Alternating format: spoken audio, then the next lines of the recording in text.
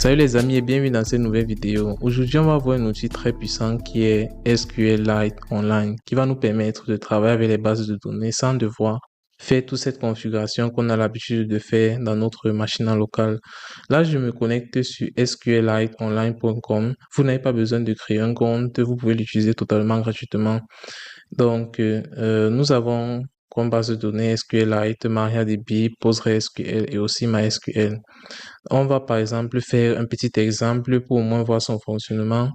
Euh, Cela se présente de manière très simple. Lorsque vous voulez utiliser par exemple une base de données comme par exemple PostgreSQL, il suffit juste que je me connecte. Là, j'étais à connecter. Si c'est que je me déconnecte de cette base de données, je vais cliquer sur Connect et une table démo sera générée automatiquement qui va contenir un ID, un name et un hashing. Donc, si je sélectionne les éléments qui se trouvent à l'intérieur de cette base de données, cela va me renvoyer la liste des éléments qui sont à l'intérieur. Et ici, à côté, vous avez un peu l'historique des différentes requête que vous avez faite.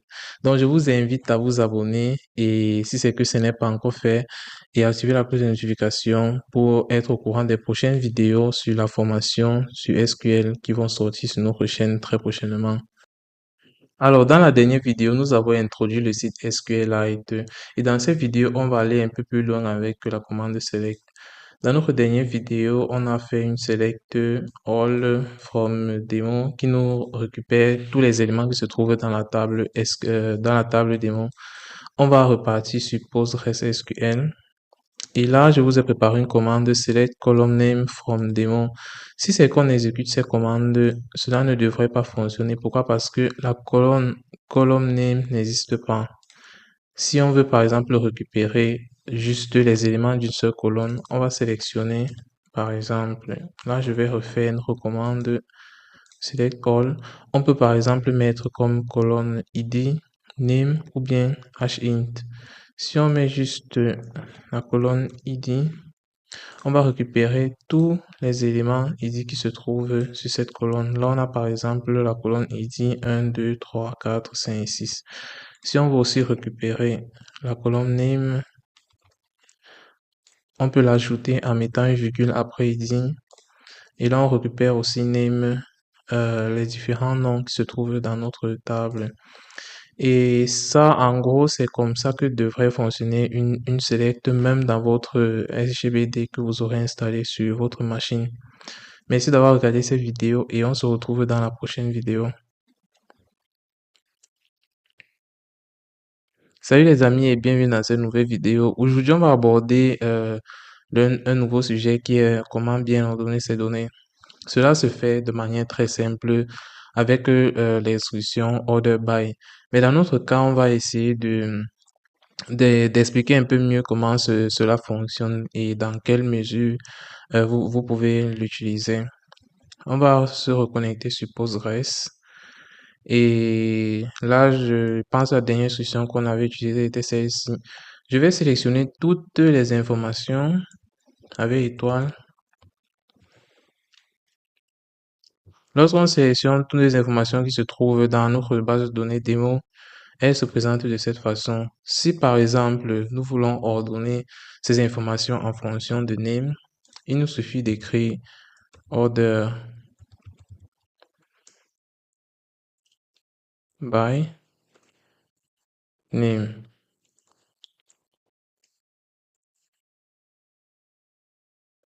Là, par exemple, cela s'est fait de manière automatique, mais si c'est que vous voulez en plus spécifier, si c'est que ça doit être euh, décroissant ou bien croissant, il vous suffit d'ajouter par exemple notre tag desk qui vous dit décroissant. Maintenant, avec la colonne name, ça ne se verrait pas sur le coup. Mais si j'utilise par exemple la colonne id,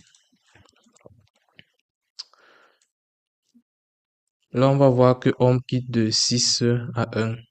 Et si c'est que je mets ascendant, à ce qu'on parle, on ira plutôt de 1 à 6. De la même façon, pour vous aussi utiliser la colonne hint.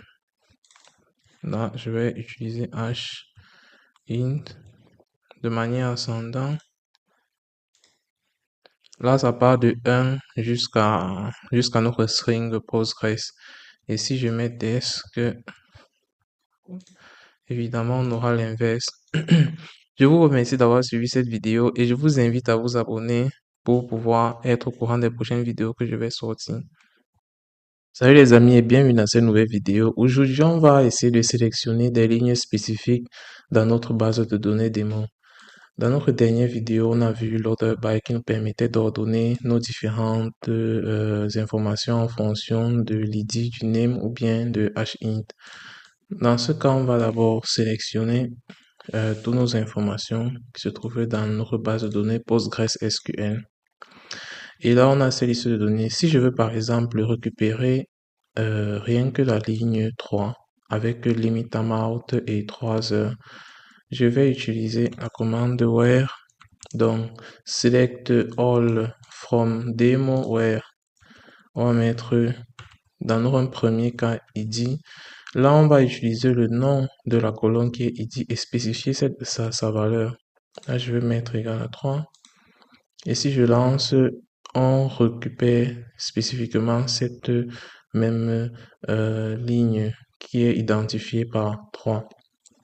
On peut aussi utiliser le même résultat pour une autre ligne, comme par exemple, je vais resélectionner toutes mes informations.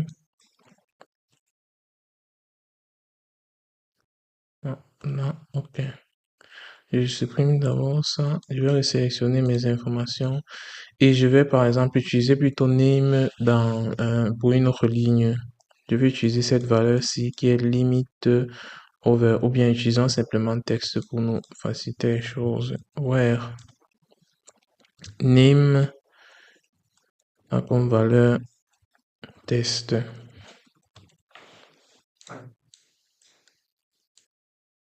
Là, on récupère la ligne qui contient texte. Et comme dernière vérification, si on veut aussi le faire avec hint, je peux spécifier par exemple cette valeur 300. Dans le cas précédent, j'ai utilisé, si vous l'avez remarqué, une string. On va le voir un peu plus dans les prochaines vidéos. Et comme dernier test, on va essayer de récupérer la première ligne avec where hint. Je spécifie la colonne comme valeur 1. Là, on reçoit une erreur parce que 1 dans ce cas est une string comme je vous disais. Mais si c'est que je pars spécifier de cette manière-ci, on aura le résultat parce que dans la déclaration de la colonne hint, les valeurs ne sont pas juste des nombres, mais ce sont aussi des chaînes de caractères. Comme vous l'avez sûrement dû remarquer, notre colonne contient et des chiffres et des chaînes de caractères comme Postgres et 3 heures. Je vous remercie d'avoir suivi cette vidéo et je vous invite à vous abonner pour ne pas suivre les prochaines vidéos qui arrivent très prochainement et d'activer la cloche de notification. Salut les amis et bienvenue dans cette nouvelle vidéo. Aujourd'hui, on va parler de plage de données, c'est-à-dire on va sélectionner des données en fonction de certains paramètres que l'on va spécifier. Lorsqu'on exécute par exemple notre select all from demo, on obtient tous les variables, on obtient tous les données qui se trouvent à l'intérieur de notre table démo. Mais si c'est que on veut par exemple récupérer juste tous les éléments qui ont un ID supérieur par exemple à 3, on ne peut pas juste toujours aller sélectionner toutes ces informations. Dans notre cas, on peut utiliser la commande where. On va par exemple mettre where id est supérieur à 3. Cela va nous renvoyer toutes les données qui ont un identifiant supérieur à 3. Mais on peut aussi aller plus loin parce que les opérateurs de comparaison, par exemple, on a supérieur, on a inférieur et on a aussi égal. Je vais par exemple mettre ouais, id égal à 3 or, ou bien aussi l'identifiant égal à 5. Ce qui va nous permettre de récupérer des données spécifiques en fonction des paramètres que j'ai spécifiés. Si je veux par exemple aller un peu plus loin, je vais par exemple sélectionner juste Je me crée une autre requête. Je veux par exemple sélectionner juste les éléments qui ont comme name, par exemple, on va prendre serveur et comme hint PostgreSQL. Là, dans ce cas, je vais faire where name aura comme valeur serveur. On va d'abord tester ce premier paramètre. Là, on a bien serveur et je vais mettre un autre paramètre en plus, and hint qui doit être égal à PostgreSQL.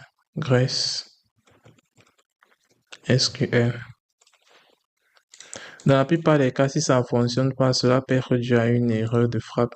Mais ok, comme dans notre cas, cela n'a pas fonctionné. J'ai écrit Postgres, pas besoin de deux S, mais un seul S. Là, on a notre donnée. Je vous remercie d'avoir suivi cette vidéo et je vous invite à vous abonner et à activer la cloche de notification. Et pourquoi pas laisser un commentaire si que vous avez d'autres idées ou bien d'autres idées de vidéos que vous aimeriez que je publie. On se retrouve dans la prochaine vidéo. Salut les amis et bienvenue dans cette nouvelle vidéo. Aujourd'hui, on va aller un peu plus loin avec le fait d'ordonner les données, mais on va ordonner les données qu'on aura récupérées de manière un peu plus spécifique. Comme dans la vidéo précédente, nous avons par exemple récupéré la liste, notre liste de données qui avait comme identifiant tous les identifiants qui étaient supérieurs à 3.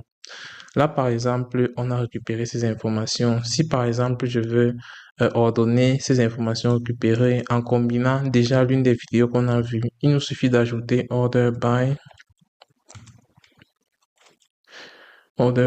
id, par exemple, et on va mettre desk pour dire descendant. Donc là, on va aller de 6, par exemple, à 4.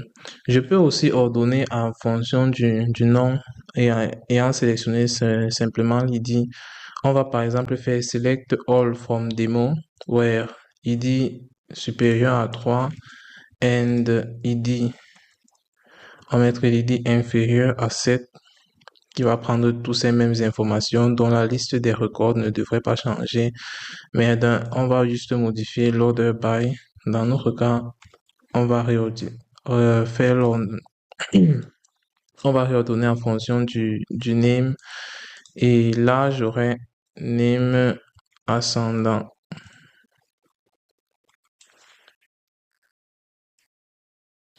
Ok, on a effectivement sélectionné tous les i qui se trouvaient entre 3 et 7 et on a fait l'ornement par name et là on commence par limite count, limite et puis limite overrun.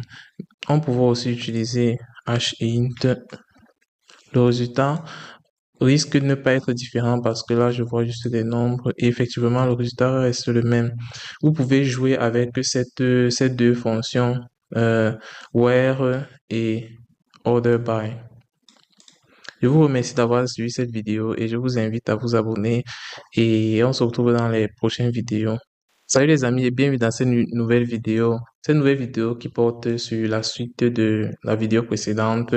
On va juste, dans ce cas, essayer de récupérer un certain nombre limité de données. Lorsqu'on fait notre select all from demo, on obtient tous les données qui se trouvent dans notre table démo.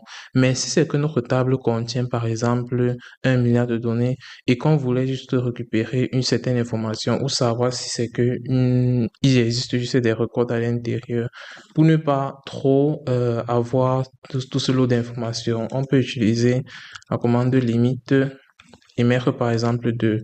Cela va nous générer juste deux records qui se trouvent dans notre table, c'est-à-dire deux records qui sont parmi toute la liste des records qui sont à l'intérieur de la table démo. L'on peut aller plus loin en utilisant par exemple la where condition et l'order by.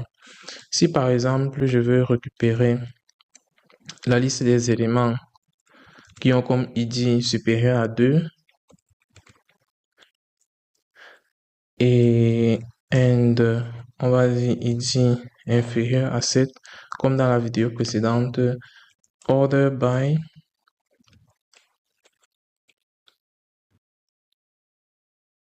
name. Là, vous remarquez que en premier lieu, on a la where condition. En deuxième lieu, on a l'order by. Et en troisième position, on a la limite qui vient toujours à la fin.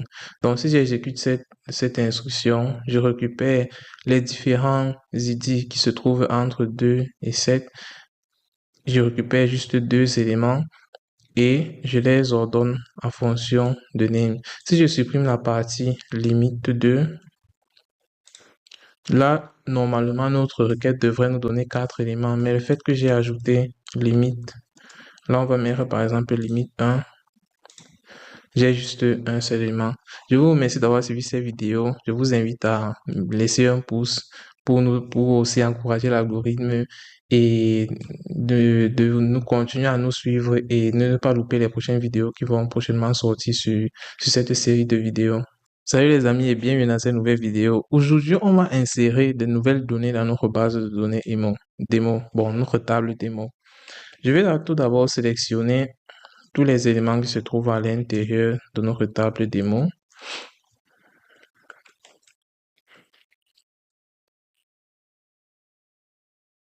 Là, on a par exemple test serveur et autres, du moins sûrement les mêmes données que vous avez devant vous. Si nous, on veut insérer par exemple de nouvelles données, on doit considérer par exemple les différentes colonnes. Comme dans notre cas, on a ID, name et hint. Dans la plupart des tables, il existe une colonne qui est auto-générée, c'est-à-dire une colonne qui sera avec toutes les insertions incrémentées de 1. Par exemple, lors de la première insertion de la création de la table démo, cette ligne a eu comme ID 1 et ainsi de suite a été incrémentée de 1. Donc, nous, on ne va pas aller assigner, par exemple, ID, donner un ID, mais cela sera ajouté automatiquement. Bien évidemment, peut-être ce concept est un peu flou pour le moment, mais plus dans les prochaines vidéos, cela sera un peu plus clair lorsqu'on va aller de manière plus profonde dans les explications. Mais maintenant, concentrons-nous sur le fait de vouloir insérer de nouvelles données dans notre table démo. Là, je vais faire insert into. Donc, insertion à l'intérieur de la table démo. Je vais spécifier les deux colonnes qui m'intéressent. Dans notre cas, c'est name. Dans la plupart des cas, vous verrez que l'éditeur va vous proposer l'élément en question. Donc, name et hint. La seconde commande qu'on doit ajouter, c'est value, qui sont les valeurs dont on va assigner à nos différentes nouvelles lignes qu'on va insérer à l'intérieur. Comme premier paramètre, on a spécifié name. Donc ici, comme premier paramètre sur value, on va mettre name. Là, je vais mettre DB. Et comme deuxième paramètre, on demande hint. Hint ici, là, c'est par exemple c'est une string parce que comme on a vu dans les vidéos précédentes, notre colonne hint peut prendre et des nombres et des chiffres et des chaînes de caractères, etc. Donc là, je vais mettre SQL 101 que comme signification que j'aurais donné à ça, c'est SQL pour niveau débutant. Donc, on va essayer d'insérer notre premier élément à l'intérieur de notre base de données. Lorsque je l'exécute, vous voyez aussi qu'on a un message insertion, mais rien ne s'affiche. Pour voir si c'est que notre insertion s'est bien passée, il nous suffit de réexécuter la sélection de tous les éléments à l'intérieur de notre table démo et on se rend compte que on a une nouvelle ligne avec comme identifiant set et name JB et hint SQL 101, comme on l'a bien précisé. Cela se fait de manière automatique, comme vous l'avez vu. Si on veut par exemple ajouter une autre information, on va maintenant par exemple mettre Paul. Et là, on va mettre par exemple SQL. Au lieu d'SQL, on va mettre HTML. Et je vais l'exécuter. J'exécute l'insertion. Et lorsque je fais la select, j'ai bon, j'ai deux insertions parce que j'ai exécuté cela deux fois, mais vous l'aurez compris. Et cela me permet aussi de passer sur un concept qui est le fait que chaque ligne à l'intérieur de votre table doit être unique. Comme dans notre cas, on a exécuté deux fois la même instruction. Si c'est que on n'avait pas généré automatiquement la colonne ID, il y aurait eu un conflit d'identité. Donc, c'est pour cette raison que cette colonne-ci est générée automatiquement. Donc, je vous invite à vous abonner et à activer la cloche de notification pour ne pas rater les prochaines vidéos qui vont sortir sur la chaîne. Si c'est que vous n'avez pas bien compris un concept ou quoi que ce soit, laissez un commentaire, comme ça j'essaierai de vous le réexpliquer dans une nouvelle vidéo ou alors répondre directement. Salut les amis et bienvenue dans cette nouvelle vidéo. Aujourd'hui, on va mettre à jour les informations qui se trouvent dans notre table démon. Lorsque je sélectionne les éléments, j'aimerais par exemple modifier la colonne name à ce niveau, changer serveur par exemple en PC et modifier aussi l'hint. Pour faire cela, on doit utiliser la commande update, update le nom de la table et set. Après la commande set, ce que nous on doit spécifier, ce sont les différentes colonnes que l'on souhaite modifier. Dans notre cas, on va modifier par exemple la colonne name au niveau de l'id 2. Donc, je vais faire set name.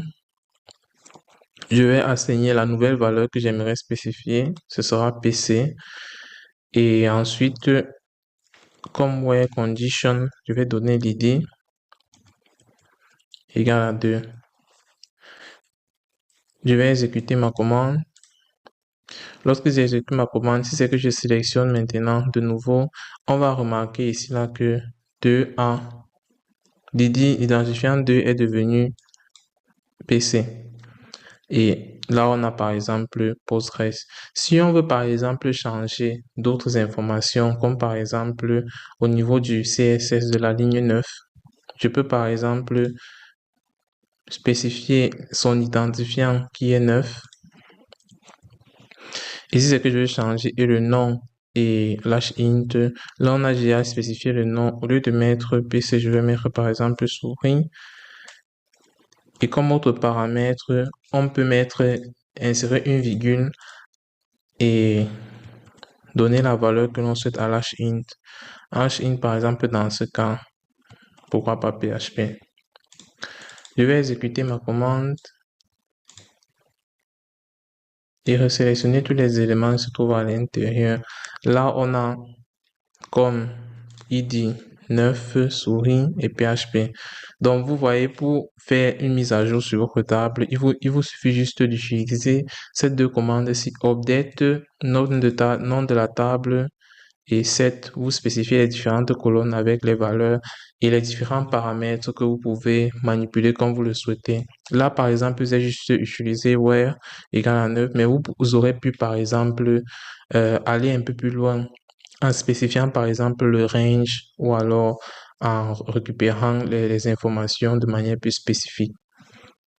Je vous remercie d'avoir suivi cette vidéo et je vous invite à vous abonner et pour ne pas rater les prochaines vidéos qui vont sortir. Salut les amis et bienvenue dans cette nouvelle vidéo. Aujourd'hui, cette vidéo est spécialement consacrée à la suppression des données, qui est la partie la plus facile. Donc, pour supprimer les données, il vous suffit juste d'écrire delete from le nom de la table démo et cela va supprimer toutes les informations qui se trouvent à l'intérieur de votre table. Donc, ce n'est pas ce qu'on va faire dans notre cas. On va essayer de spécifier les données que l'on souhaite supprimer. Là, je vais faire where id, par exemple, égale à 1 pour supprimer la première ligne.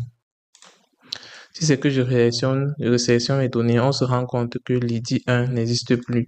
Et si vous aurez souhaité supprimer, par exemple, tous les identifiants qui sont supérieurs à 7, on aura pratiquement le même résultat.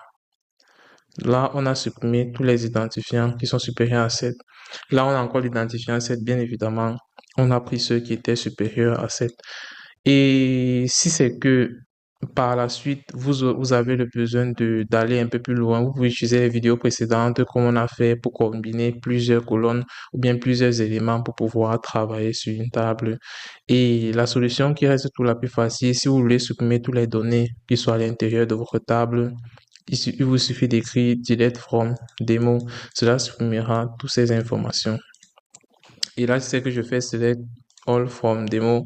On n'a plus rien car on vient de tout supprimer à l'intérieur. Je vous remercie d'avoir suivi cette vidéo et je vous invite à vous abonner pour ne pas rater les prochaines vidéos. Ciao. Salut les amis et bienvenue dans cette nouvelle vidéo. Aujourd'hui, on arrive sur une partie très intéressante qui est la création d'une nouvelle table. Sûrement, vous l'avez deviné, on doit sûrement utiliser quelques commandes et spécifier le nom. Mais je tiens à préciser que la création d'une table est un peu plus complexe que ça car vous devez tenir compte des différents paramètres que vous allez utiliser par la suite. C'est vrai que par la suite, vous pourrez modifier peut-être les attributs ou les propriétés des différentes colonnes, mais lorsque la base est bien faite, par la suite, vous avez moins de difficultés à travailler votre table. Nous, on va créer une table store grâce à la commande create table. On doit écrire create table et ensuite spécifier le nom de notre table. Nous, on va l'appeler store qui va contenir notre liste d'articles, on va dire. À l'intérieur, j'aurai besoin d'un identifiant qui aura comme type integer. Dans la plupart des cas, les différents types vous sont suggérés en fonction de votre éditeur. Donc, ensuite, j'aurai item qui aura comme type varchar. Varchar est un peu considéré comme une string qui est une chaîne de caractères. On va mettre sa dimension à 30. Ensuite, l'autre paramètre que je vais ajouter, on va mettre le prix de nos articles, price, qui aura comme valeur décimale.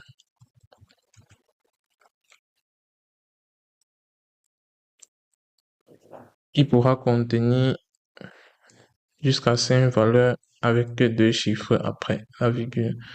Ensuite, je pense que ce serait tout comme information. On peut se contenter de ça sur notre table. Je vais exécuter cette commande pour créer notre table.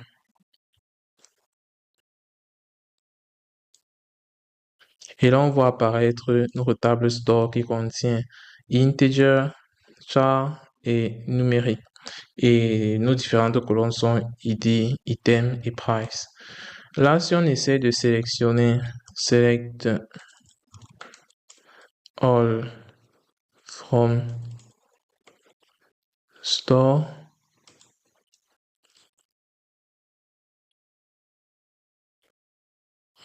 on ne reçoit aucune information parce que notre table vient d'être créée et elle est vide. Ce que l'on va faire, c'est d'insérer de nouvelles informations à l'intérieur, de nouvelles lignes. Vous pouvez mettre pause et essayer de le faire vous-même comme on l'a fait dans les vidéos précédentes. Donc, je vais faire insert nom de la table into. Notre table s'appelle store.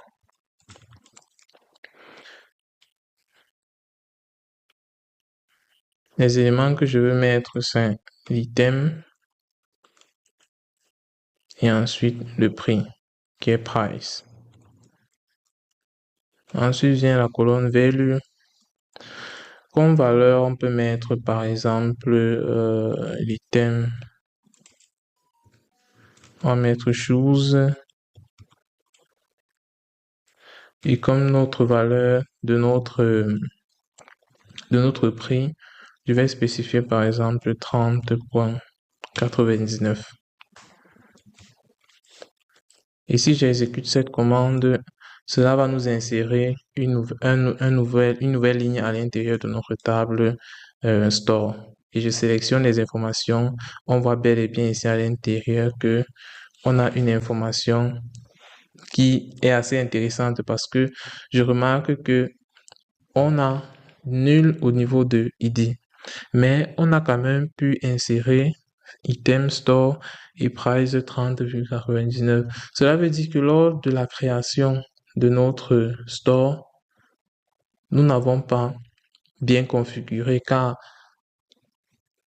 ID ne devrait pas être null, mais devrait être généré de manière automatique par notre base de données. Donc là, on va aller corriger ce problème. Alors, pour résoudre ce problème, cela est tout simple. Pour insérer de nouvelles données, on doit aussi spécifier l'ID. Pourquoi? Parce que lors de la déclaration de notre table ou lors de la création de notre table, je vais reprendre cette commande qui était createTable. Ouais. Tout ce qu'on a spécifié au niveau de l'ID, c'est que notre ID doit être un integer.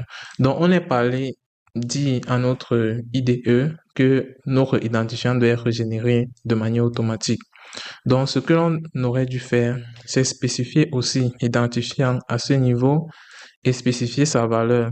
Dans notre cas, si je mets par exemple 1, et cela devrait fonctionner parce qu'il existe déjà une ligne avec un identifiant différent. Donc, si je pars insérer cette nouvelle valeur et je sélectionne tous les éléments, on a maintenant notre ligne avec identifiant 1, chose et 30,99. Donc, faites très bien attention avec la déclaration de votre table et les différentes informations que vous allez mettre à l'intérieur. Je vous remercie d'avoir suivi cette vidéo et je vous invite à activer la cloche de notification pour ne pas rater les prochaines vidéos qui vont sortir sur notre chaîne.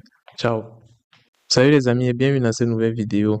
Aujourd'hui, on va parler de tronquage de données. Tronquer vos données veut dire simplement aller supprimer toutes les données qui se trouvent à l'intérieur de votre table. Pour tronquer par exemple les données de notre table store, je vais écrire tronquer, ensuite le nom de notre table qui est store.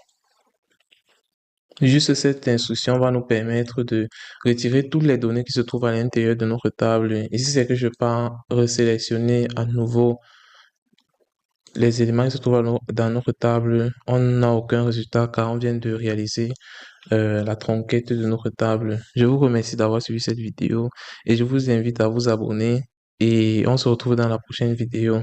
Salut les amis et bienvenue dans cette nouvelle vidéo. Aujourd'hui, on va parler de suppression de tables dans une base de données. Pour supprimer une table dont vous n'avez plus d'utilité, comme par exemple notre table tronquée qu'on a supprimée dans notre dernière vidéo, je vais simplement aller écrire drop table, puis le nom de la table. Cela va me permettre de supprimer notre table store qui n'existera plus dans notre base de données. Donc, si j'exécute cette commande, vous voyez bien qu'à partir d'ici, notre table a disparu. C'est de cette manière qu'il vous suffit de supprimer une table dans votre base de données. Je vous remercie d'avoir suivi cette petite série d'introduction à SQL pour les débutants et je vous invite à suivre la nouvelle formation que je vais réaliser pour aller un peu plus loin avec les requêtes car ce qu'on a vu jusqu'à maintenant, c'est juste la base pour pouvoir bien débuter. Donc, abonnez-vous et activez la cloche de notification pour ne pas rater les prochaines vidéos qui vont sortir sur cette série. Ciao!